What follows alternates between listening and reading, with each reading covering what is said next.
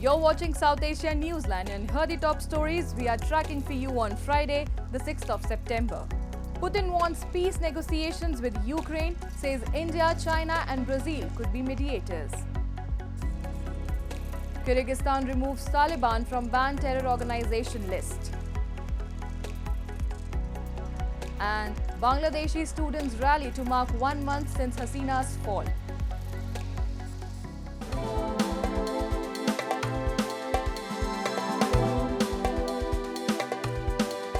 And now for all the details. Months after a meeting, India's Prime Minister Narendra Modi, Russian President Vladimir Putin on Thursday said he is ready for peace negotiations with Ukraine and said India, China and Brazil could act as a mediator. Speaking at the Eastern Economic Forum, Putin said a preliminary agreement reached between negotiators of Russia and Ukraine during the talks held in Istanbul, which was never implemented, could serve as the basis for talks. As the war nears the 3-year mark, the president further said Russia has never refused peace talks, but not on the basis of some ephemeral demands, but on the basis of those documents that were agreed and virtually initialed in Istanbul. Moscow has intensified its missile and drone attacks on Ukraine 2.5 years into the full-scale war. Он до сих пор возглавляет фракцию правящей партии в Раде, в парламенте. Он, значит, завизировал. And the Pakistan Army has hinted at a military trial for jailed former Prime Minister Imran Khan, warning that using military personnel for personal or political gains invites legal action.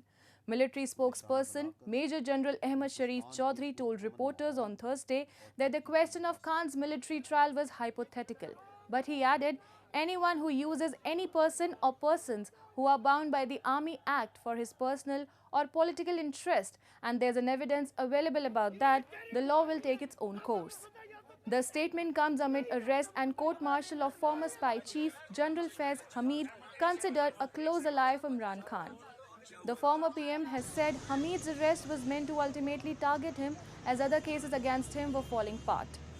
Government officials have repeatedly accused that Hamid worked with Khan to plan the May 9 violence on military institutions after his arrest, which the army chief sees as mutiny and an act of treason. Moving on. Kyrgyzstan has removed Afghanistan's de facto rulers, the Taliban, from the list of extremist and terrorist organizations, media reports have suggested. In the updated list of the banned organization in the Central Asian country, the Taliban has been excluded, while it still includes 20 other groups, including the Islamic State and the Al-Qaeda. The Taliban was considered a terrorist organization and was banned since 2006 in the Central Asian country. While the authorities in Bishkek are yet to comment on the reason behind the move, Taliban's foreign ministry spokesperson Abdul Keher Balkhi said they commend the decision. He added the step taken by Kyrgyzstan signifies a growing political recognition of the Taliban regime on both regional and international level.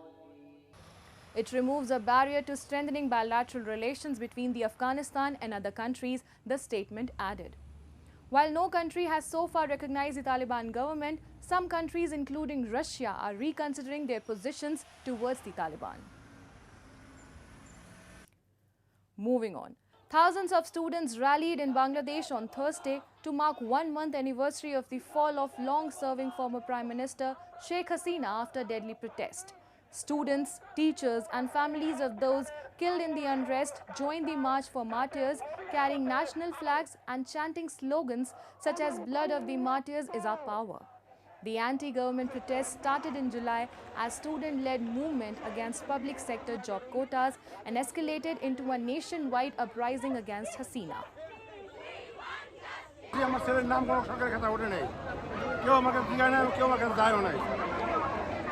আমি এই জন্য আমরা এখানে আসছি আজকে 1 মাস পূর্ণ হতে এখানে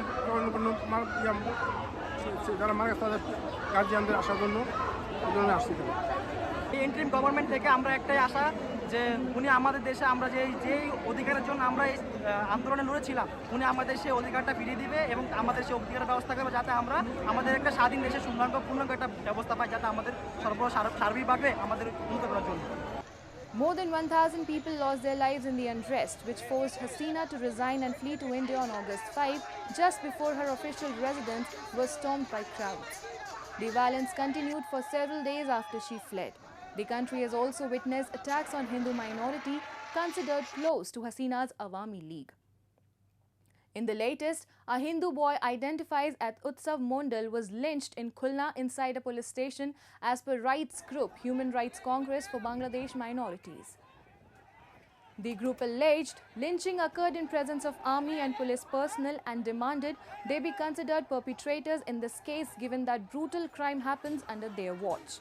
India has expressed concern about the attacks on minorities. However, Bangladesh Interim Chief Advisor Yunus has said such concerns are exaggerated. The two major ruling parties in Nepal, the Nepali Congress and the CPN-UML, have indicated that they will not form pre-poll alliances with any party. The Central Working Committee of the Sher Bahadur Deoba-led Nepali Congress endorsed the proposal to contest the election independently. Earlier, Prime Minister KP Sharma Oli CPN-UML also decided against forging electoral alliances with other communist forces. During a meeting this week, UML Chairman Oli clarified that even though his party is currently in an alliance with the Congress, there won't be any alliance. He said, as the Nepali Congress has decided to contest the upcoming elections on its own, it's time for us to do the same. Nepal is slated to hold general elections in 2027.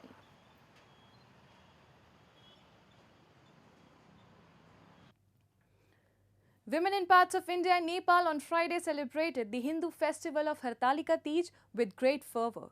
The festival commemorates the union of Lord Shiva and Goddess Parvati. Take a look. Hindu women in parts of northern India celebrated the monsoon festival of Hartalika Teej on Friday by offering prayers and observing a fast for the well-being of their husbands. According to Hindu mythology, Goddess Parvati fasted for many years before Lord Shiva agreed to accept her as his wife. Teej commemorates this union between the two deities. Devotees performed rituals and prayed in the holy cities of Prayagraj and Ayodhya. The festival is also marked by singing and dancing. An important part of Teej is exchanging gifts, especially among newlyweds and their families. आज हड़तालिका तीज का व्रत है। हम लोग व्रत रखते हैं, सुहागिनें अपने पति के लंबी उम्र के लिए रखती हैं। हर सौभाग्य स्त्री को ये प्रदान हो व्रत बहुत अच्छा व्रत होता है, साल भर में एक बार आता है। Meanwhile, draped in red saris, thousands of Nepali women also thronged the famous Pashupatinath temple in Kathmandu, paying obeisance to Lord Shiva. As per the tradition, women in Nepal on this third day of the dark half of the lunar month of Bhado observe fasting and wish for a prosperous life while observing the festival. Soon after performing rituals at the temple, they gather in the outer square singing and dancing songs of both joy and sorrow. पूजा चाहिँ यो पार्वतीले 8 वर्षको हुँदा शिवजी पति पाऊँ भनेर गरेको व्रत हो। त्यही मान्यता अनुसार अहिले दिदीबहिनीहरूले सबैले यो गर्दै आएका छन्। अनि के रे हरितालिका तीज पर्व सबै दिदीबहिनीहरूको लागि एकदमै रमाइलो, त्यस दिन चाहिँ सबैजनाको भेटघाट हुने भएकोले दिदीबहिनीमा एक आपस के रे दुःख सुख साटासाट हुने भएकोले अनि हामीले एकै ठाउँमा जम्मा मेल भएर नाचगान गर्छौं। A night before Teej, women enjoy a variety of delicious dishes in their parental home, where they are especially invited for this purpose. On the day of the festival, they put on bangles, necklaces and adorn vermilion mark, considered symbols of good luck and marital bliss. That's all in tonight's edition. We will see you same time next week.